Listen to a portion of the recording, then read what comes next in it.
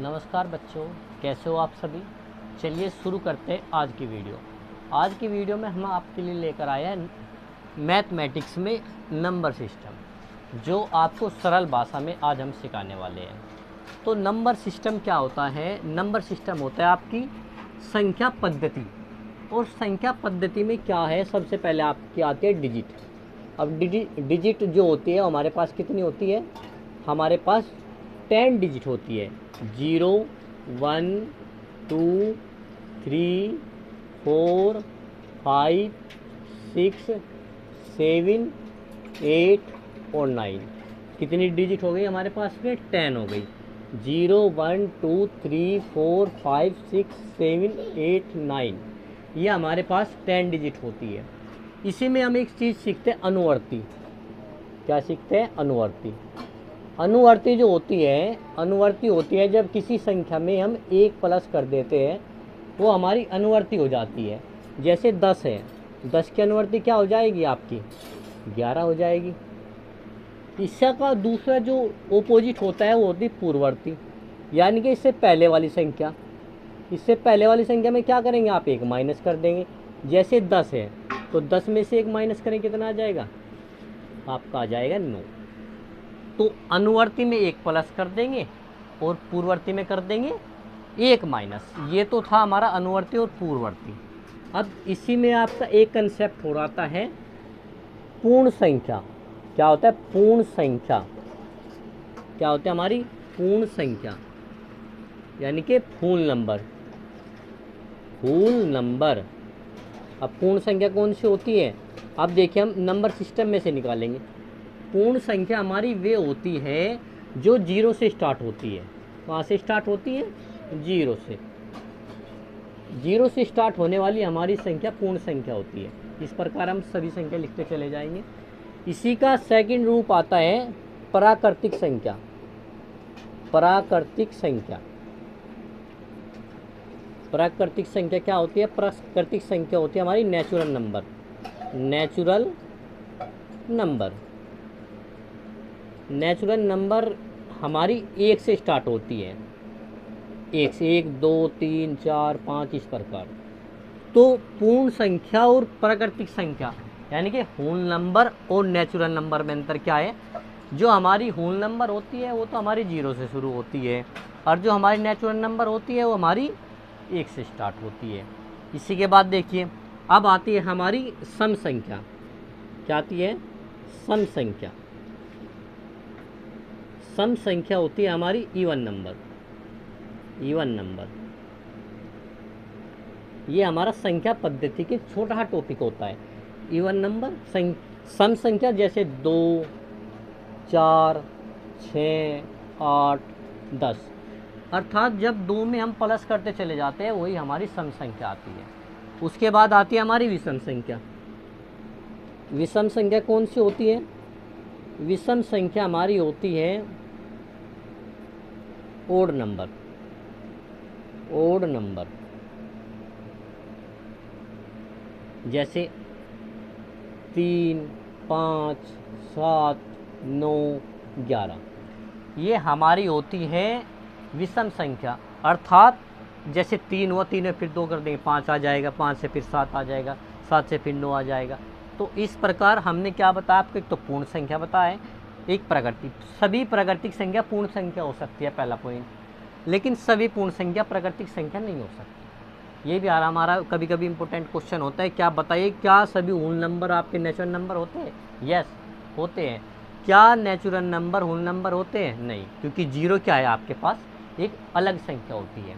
अब इसी में एक टॉपिक आपको और आता है। अब देखिए टॉपिक क्या आएगा आपका?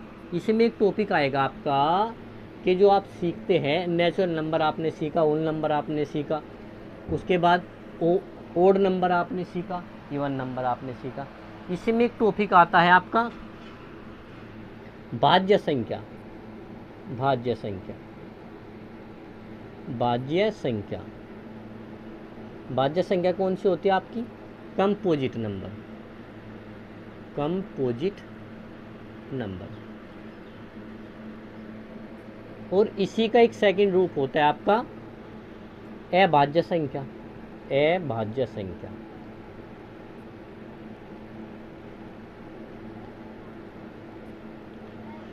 Prime number. क्या आएगा आपका? Prime number. ये हमारे संख्या पद्धति के एक छोटे छोटे टॉपिक होते हैं जो हमें सीखने को मिलते हैं। अब देखिए यहाँ पर सबसे पहले भाज्य, आपकी जो भाज्य और अभाज्य संख्या, जैसे भाज्य आपकी भाज्य संख्या ये है कंपोजिट नंबर, यानी कि 4 से स्टार्ट होगी, 4, 6, 8, जो अपने अलावा दूसरी संख्या से भी कट सकती हो, वो आपकी भाज्य संख्या होती है। क्या होती है? भाज्य संख्या होती है। जैसे 2 से कट जाएगी 6, 4 भी कट जाएगी। अब आती है अभाज्य संख्या। अभाज्य संख्या कौन सी होती है आपकी? अभाज्य संख्या जो अपने अलावा किसी और से ना कटे, ऐसी संख्या जो अपने अलावा किसी और से ना कटती हो। देखिए 2 है, अपने अलावा किसी और से नहीं कटेगी। 3 है, अपने अलावा किसी और से नहीं कटेगी। उसके बाद 5 है, अपने अलावा किसी और से नहीं कटेगी। उसके बाद 7 है, अपने अलावा किसी और से नहीं कटेगी। तो ये सभी आपकी क्या होती है? अभाज्य संख्या होती है। उसके बाद भाज्य कौन सी होती है आपके? भाज्य होती है। अब देखिए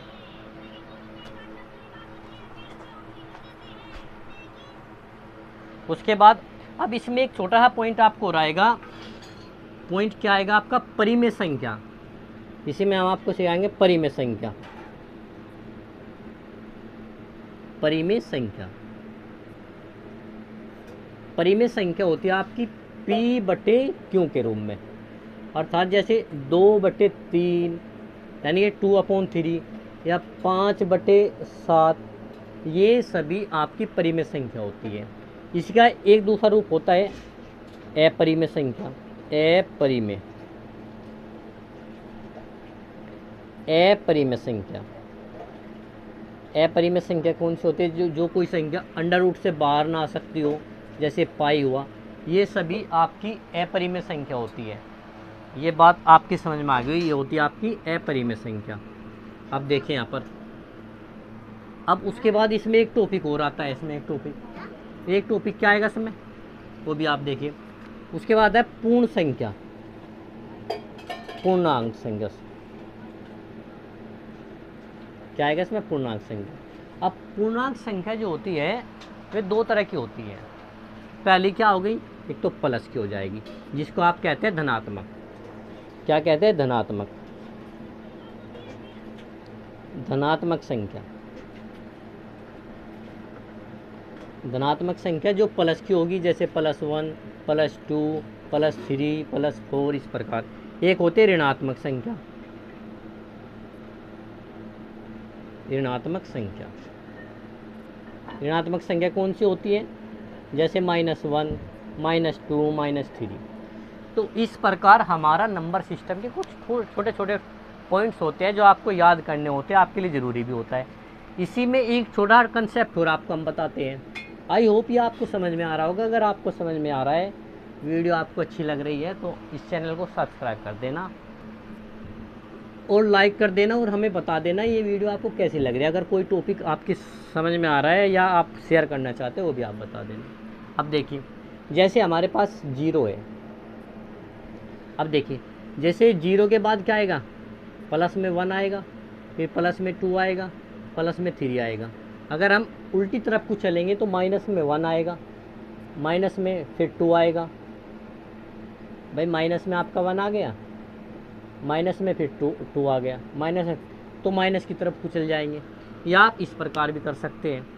देखिए यहाँ पर सबसे पहले जैसे हमने 0, अगर आप ऊपर को चलेंगे +1, +2, +3, +4, नीचे को आएंगे तो -1, -2, -3, -4।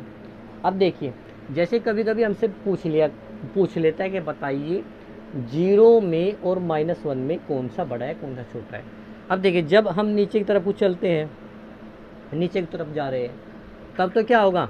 वो वैल्यू हमसे छोटी मानी जाएगी, यानी कि 0 से छोटी वैल्यू मानी जाएगी। तो इसमें बड़ी वैल्यू कौन सी है? 0। अब आपसे पूछ ले बताइए -3 में और -2 में कौन सा बड़ा है, तो जो वैल्यू आपकी पहले आएगी वही बड़ी होगी ना।